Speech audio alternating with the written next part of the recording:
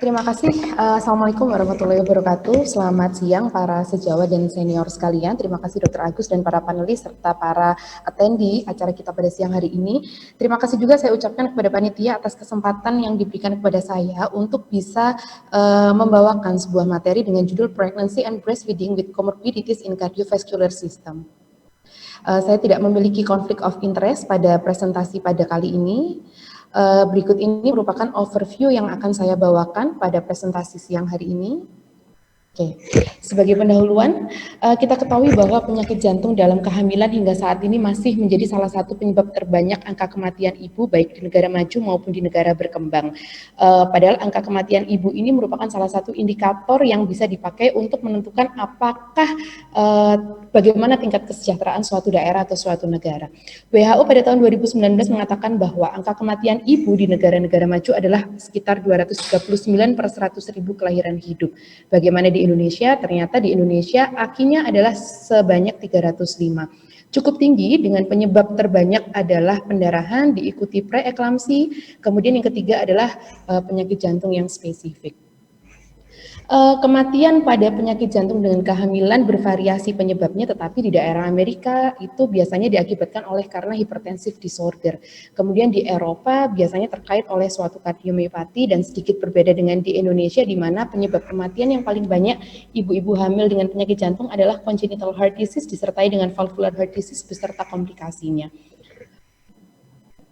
Kemudian data di center kami menunjukkan bahwa pada tahun 2016 hingga 2017 dari total 145 pasien hamil dengan yang memiliki komorbid kardiak ternyata penyebab paling banyak adalah rheumatic valvular heart disease diikuti congenital heart disease. Kemudian data ini pada tahun 2018 dilakukan lagi pendataan pada pasien-pasien Eisenmenger yang mengalami kehamilan. Ternyata dari total 21 pasien yang kami rawat dengan Eisenmenger kehamilan, 62%-nya disebabkan oleh karena uncorrected ASD. Kemudian angka kematiannya cukup tinggi, sekitar 38%, dan periode kematian ini paling banyak didapatkan pada saat periode postpartum. Oleh karena itu, sesuai dengan ESC, maka pasien-pasien yang memiliki komorbid kardiak dengan resiko moderat hingga sedang haruslah disupervisi oleh suatu tim multidisiplin yang minimal terdiri dari obstetrician atau obgyn, kardiologis, dan anestesiologi.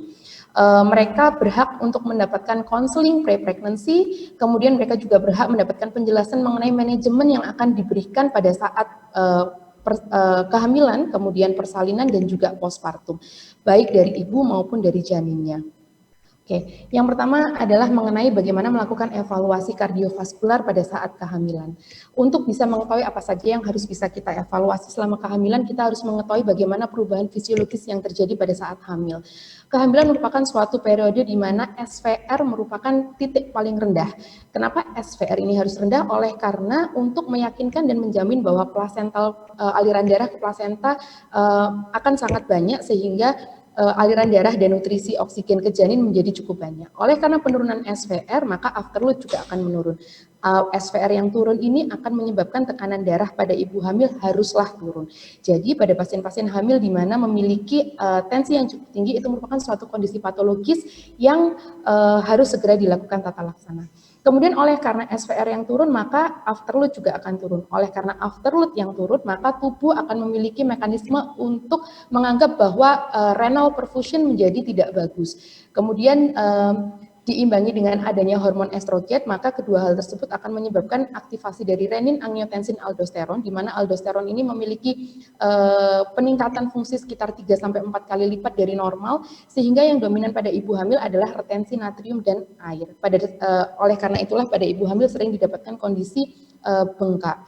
Kemudian selain itu, selain peningkatan plasma volume ini ternyata tidak diikuti oleh eritropoiesis atau pembentukan sel darah merah, sehingga pada ibu hamil didapatkan kondisi yang relatif anemi. Pada ibu hamil juga tekanan heart rate akan meningkat. Heart rate yang meningkat diikuti dengan stroke volume yang meningkat, maka akan menyebabkan peningkatan cardiac output yang cukup bermakna, mencapai puncak pada usia kehamilan 32 minggu untuk kemudian pelatu hingga sesaat sebelum melahirkan. Nah, oleh karena perubahan hemodinamik yang cukup signifikan seperti ini pada pasien-pasien yang memiliki komorbiditas penyakit jantung, sulit sekali untuk mengcope atau sulit sekali untuk mengatasinya. Seperti contohnya adalah penurunan afterload pada pasien-pasien dengan Eisenmenger ternyata bisa menyebabkan exacerbasi dari L2L, right to left shunt-nya. Kemudian peningkatan preload ternyata pada pasien-pasien yang sudah memiliki disfungsi diastolik atau peningkatan LV filling pressure tentu saja akan gampang jatuh ke dalam kondisi gagal jantung akut, pun begitu pada pasien-pasien yang sudah memiliki pulmonari hipertensi akan menyebabkan right ventricle failure. Kemudian perubahan hemodinamik juga pasti akan diikuti oleh perubahan anatomi seperti peningkatan JVP secara ringan, kemudian adanya murmur sistolik yang halus, kemudian bengkak pada kaki oleh karena adanya blood stagnancy terkait penurunan vena pressure yang di kaki terlalu rendah, kemudian juga ternyata menimbulkan DVT. Oleh karena tekanan dari uterus yang cukup, tekanan dari uterus menyebabkan diafragma ini akan semakin terangkat ke atas, kemudian jantung ini akan bergeser ke atas sehingga apex ini akan bergeser seiring ke lateral, sehingga menyebabkan gambaran jantung akan tampak sedikit membesar, kemudian pada ECG akan didapatkan suatu gambaran left axis deviation. Pada echo juga akan didapatkan suatu mild increase LV mass index, tapi sebenarnya ini merupakan suatu gambaran yang normal pada ibu hamil. Setelah kita mengetahui komorbid apa saja yang dimiliki oleh seseorang yang ingin hamil terkait dengan jantungnya, maka penting sekali untuk kita melakukan risk stratifikasi, dan disinilah pentingnya kontrasepsi. Ini merupakan tabel yang sehari-hari kita gunakan untuk memprediksi apakah seseorang wanita dengan penyakit jantung cukup bisa mengkompensasi kehamilannya. MWHO kelas 1 di sini dikatakan dia kemungkinan bisa untuk mempertahankan kehamilannya. Biasanya pada MWHO kelas 1 ini disertai berupa kelainan yang uncomplicated atau kelainan-kelainan yang sudah berhasil di repair. Sementara untuk maternal WHO kelas 4 di sini semuanya pregnancy merupakan kontraindikasi. Apabila kontraindikasi kehamilan itu diputuskan pada suatu perempuan dengan komorbid kardiak, maka kontrasepsi di sini memiliki peran yang sangat penting. Dari sekian banyak kontrasepsi yang bisa dipakai apabila pasien memutuskan untuk menginginkan suatu hormonal kontrasepsi, maka combine hormonal yang terdiri dari estrogen dan progesteron hendaknya dihindari. Kenapa? Karena ternyata estrogen ini memiliki efek yang tidak terlalu baik, yaitu dia memiliki efek trombosis, kemudian dia juga memiliki efek hipertensi, sehingga merugikan untuk pasien. Sehingga yang dipilih yang paling bagus adalah progesteron. Tapi sebenarnya yang cukup efektif adalah sterilisasi maupun IUD. Ini bersifat individualized, artinya tergantung dari komorbid masing-masing orang. Hanya saja yang bisa garis bawahi di sini adalah apabila pasien-pasien tersebut memiliki atau minum obat seperti bosentan, maka apabila diberikan suatu hormonal kontrasepsi, maka kita harus double dosing. Kenapa? Karena ternyata bosentan ini memiliki kemampuan untuk mengurangi efikasi dari kontrasepsi. Begitu juga pada pasien-pasien yang sudah mengkonsumsi warfarin, kombinasi antara warfarin dengan obat-obat kontrasepsi ternyata memiliki resiko untuk meningkatkan resiko perdarahan. Kemudian apabila kehamilan diputuskan untuk dilanjutkan, maka monitoring kardiak penting untuk dilakukan. Di sini yang paling mudah dilakukan pilihannya adalah ekokardiografi dengan level of evidence 1C. Kenapa? Karena ekokardiografi ini mudah, kemudian gampang untuk dilakukan, dan apa saja yang harus dievaluasi dari pemeriksaan ekokardiografi, yaitu adanya function dan size dari ventricular. Jadi kita meng-reassess kembali bagaimana fungsi dan ukuran dari ventricle. Kemudian yang berikutnya adalah menilai kembali bagaimana fungsi dan abnormalitas dari katup, kemudian mengestimasi cardiac pressure, dan menghitung berapa estimasi dari pulmonary artery pressure, serta mengevaluasi dari dimensi dari aortanya. Kemudian apabila echo tidak memberikan kita informasi yang cukup bermakna tentang kondisi pasien, maka monitoring bisa diberikan atau monitoring bisa menggunakan modalitas yang lain seperti ECG ataupun MRI.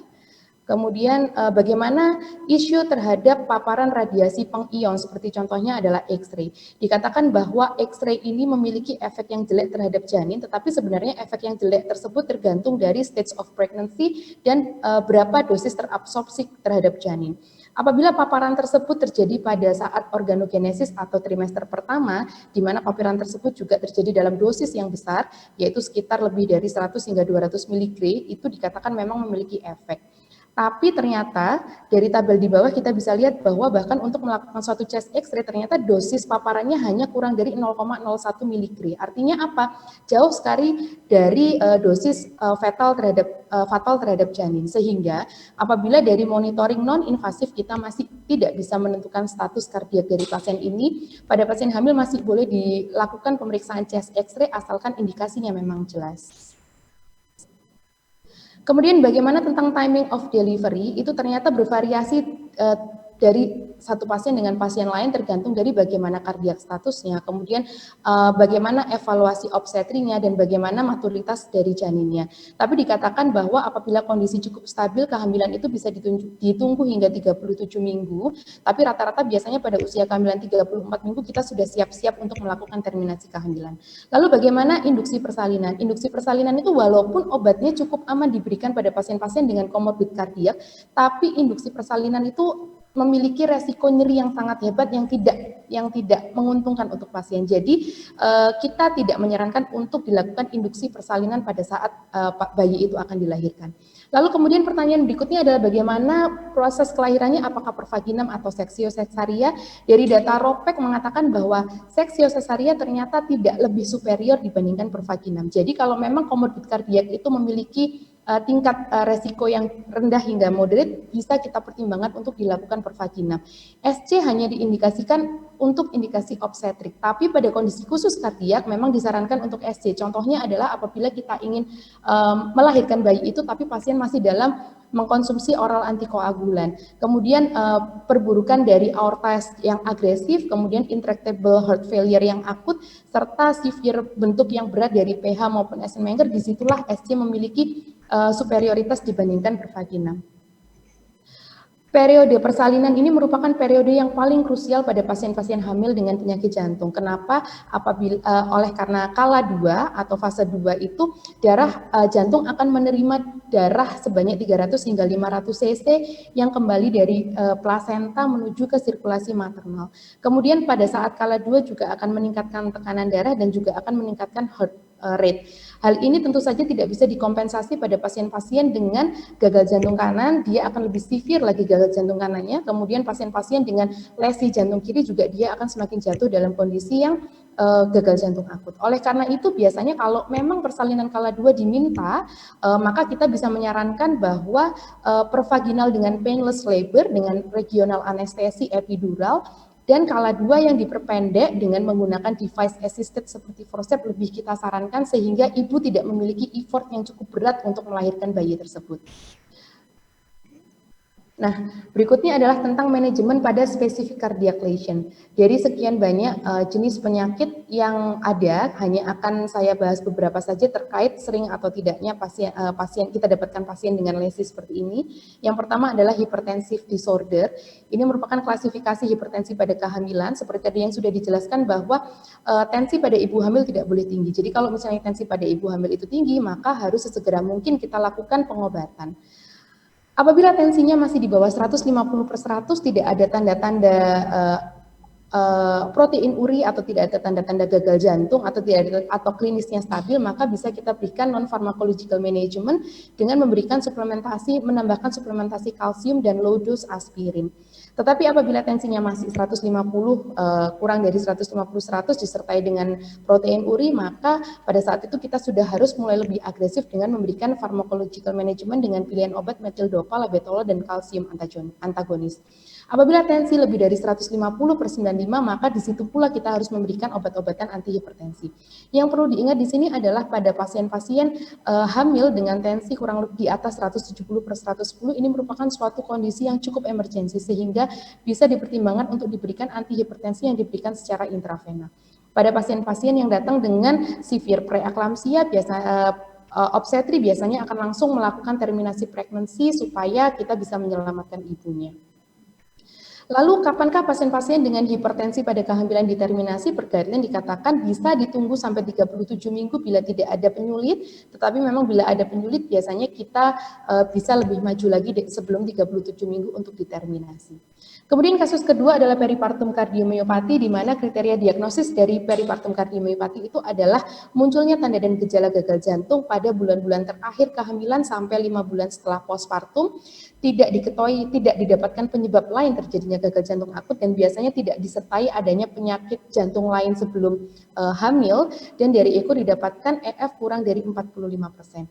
Ada banyak sekali etiologi kenapa kok bisa terjadi PPCM, tapi saat ini genetik yang dianggap memiliki peran besar terhadap etiologi PPCM. Biasanya pasien itu tidak memiliki gejala atau tidak mengerti kalau dia jatuh dalam kondisi PPCM. Jadi yang datang ke UGD biasanya dengan presentasi klinis suatu acute decompensated heart failure. Kalau dia datang dengan kondisi ADHF, maka yang harus kita lakukan adalah kita harus memperbaiki atau menstabilkan kondisi gagal jantung akutnya tersebut dengan optimalisasi preload, kemudian oksigenasi yang optimal, kalau perlu ditambahkan inotropik dan vasopresor, sambil menunggu kita lakukan urgent delivery dengan menggunakan sesio seksaria. Kemudian pada 2017 mulai diperkenalkan bromokriptin sebagai adjunctive terapi untuk tata laksana PPCM. Tetapi yang perlu diingat di sini dikatakan bahwa pada pemberian bromokriptin dengan dosis 2 kali 2,5 mg selama 2 minggu dilanjutkan 1 kali 2,5 mg selama 6 minggu ternyata terbukti meningkatkan ejeksi fraksi. Tapi yang perlu diingat di sini adalah bromokriptin ini merupakan suatu antiprolaktin. Jadi apabila pasien ibu hamil tersebut yang sudah melahirkan diberi bromokriptin, maka prolaktin akan tersupresi sehingga ASI tidak bisa keluar. Edukasi yang penting di sini adalah bahwa bila pasien mengkonsumsi bromokriptin, dia tidak bisa menyusui. 3 menit lagi, Dr. Alicia. Ini baik, saya cepat saja dokter. Ini merupakan contoh kasus PPCM pasien usia 19 tahun dengan G1 P00 34 hingga 35 minggu, datang dengan presentasi klinis ADHF. Kita suspek PPCM, terjadi pada eko didapatkan global hipokinetik dengan EF 32%. Oleh karena deteriorisasi dari klinis pasien, maka kita putuskan untuk dilakukan sitoterminasi dengan SC. Saat ini kondisi ibu baik, janin juga bayi juga baik, tetapi belum kontrol lagi. Pertanyaannya adalah apakah pasien ini boleh hamil lagi? Ternyata previously PPCM pasien ini tidak boleh hamil lagi, sehingga KIE yang baik pada pasien diperlukan. Kemudian berikutnya adalah aortic disease, baik herediter maupun sindroma, itu juga bahaya pada pasien-pasien kehamilan dengan aortic disease ini, oleh karena resiko diseksinya besar, sehingga follow up rutin dengan ekokardiografi perlu diberikan, dan apabila kita dapatkan maka strict kontrol BP diperlukan, jadi tekanan darah harus benar-benar terkontrol. Ini merupakan contoh kasus wanita usia 25 tahun dengan gravida 1 para aterem 00 datang dengan usia kehamilan 33-34 minggu dengan dilatasi dari aortic root disertai dengan AR. Kemudian ukuran aorta 7,8 cm dari normalnya 2 hingga 3 cm. Oleh karena resiko diseksi yang cukup besar, maka pasien ini diputuskan untuk seksio cesaria, lahir bayi 1.700 gram, kemudian kita putuskan untuk pasang insersi IUD. Saat ini pasien dalam diskusi apakah pasien bersedia untuk dilakukan repair terkait aorta abdominal, aneurisma aortanya.